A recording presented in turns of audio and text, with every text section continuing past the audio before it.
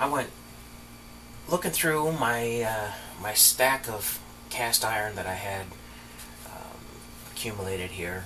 There's a lot of it that was stuff that I really didn't use on a regular basis. Last week I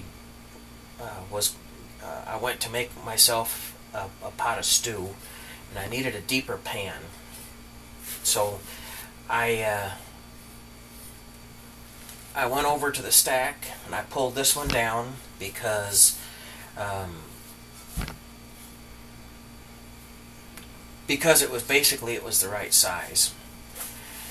And then I needed a lid for it, so I went through another stack, and I happened upon this one here.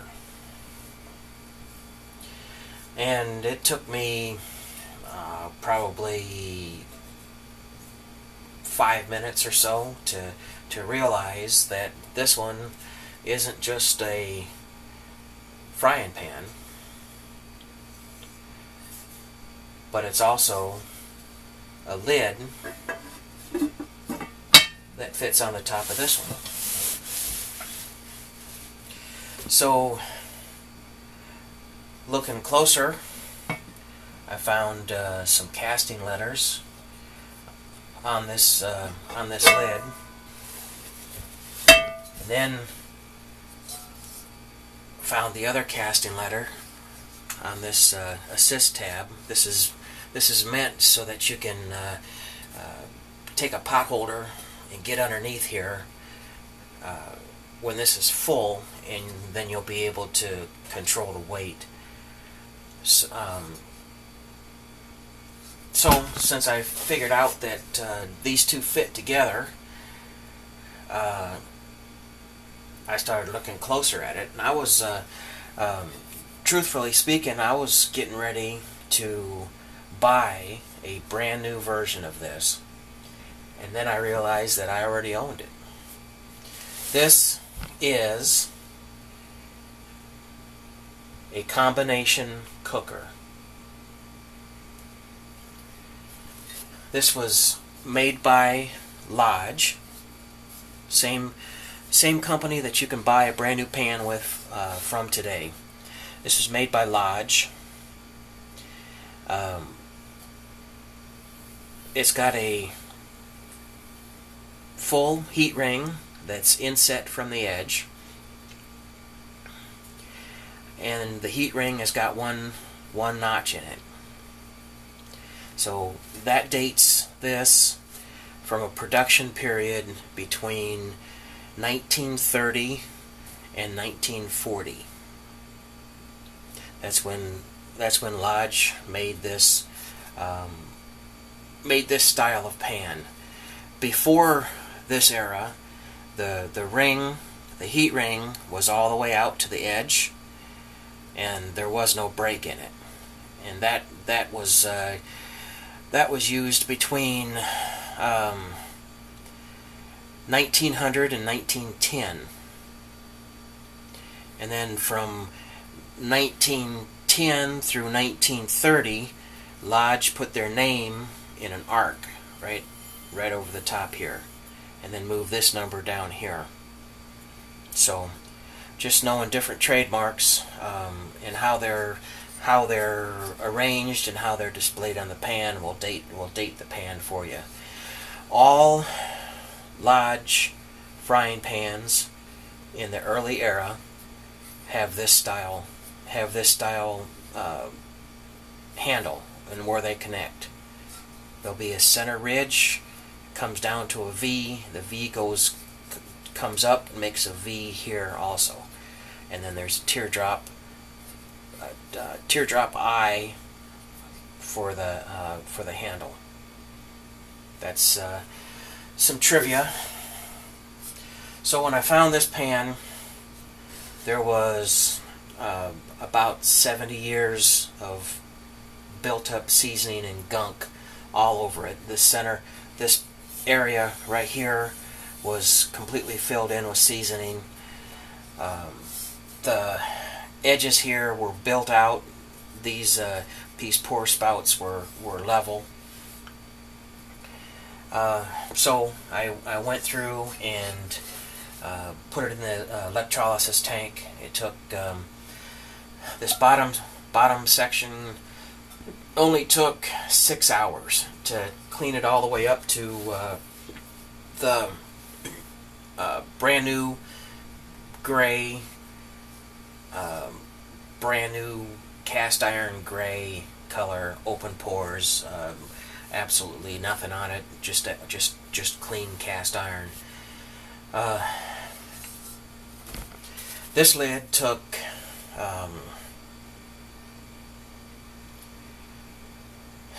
about 30 hours to clean it up. This was built up to the point where it was just a solid layer from there over to here. You couldn't tell that there was a ridge here. The bottom was completely caked up. These sides were built up a long ways out. The pour spouts were full. So I cleaned it. I took all the seasoning off to start over, just so that I know what I'm starting with. And waited a week before I re-seasoned it. I wanted to show these inside in the daylight or under straight lamps to show them without the sunlight showing on them.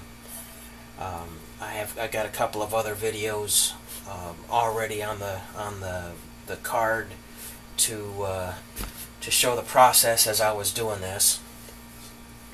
But I think I did pretty good on getting a good result. And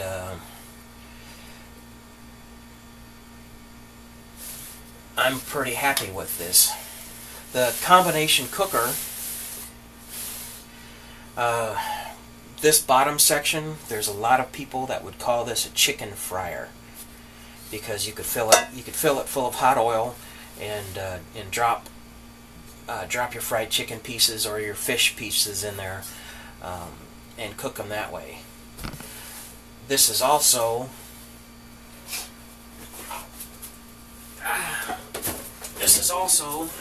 the same size as a Lodge Dutch oven. There's a difference in height, but you don't fill these all the way to the top when you're using them anyway. So you could use this as a Dutch oven.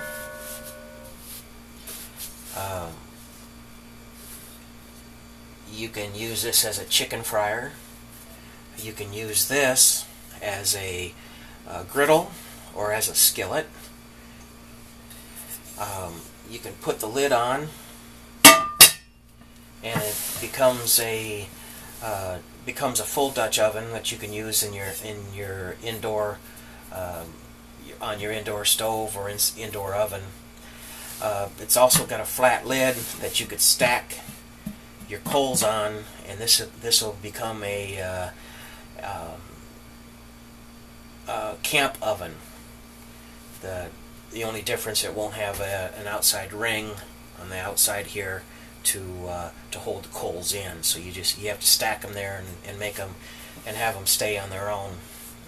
But I'm pretty happy with this. I was going to buy one of these new, but I'm really happy to find one that I already have on the shelf.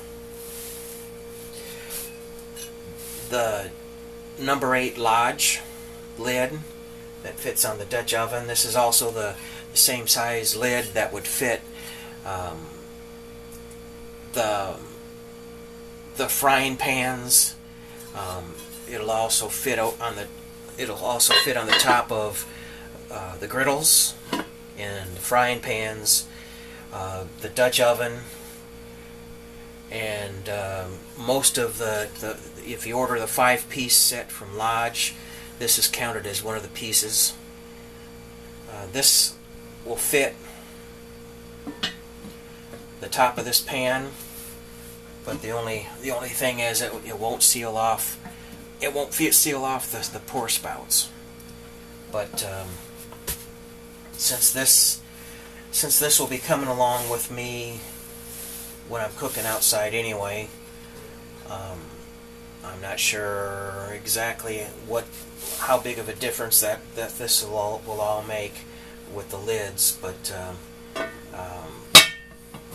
it's always an option, having a lot of your stuff the same size.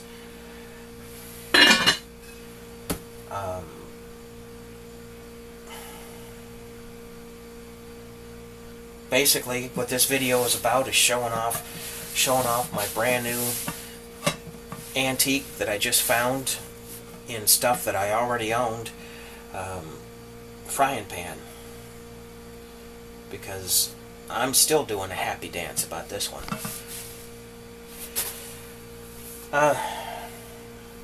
We'll catch you later.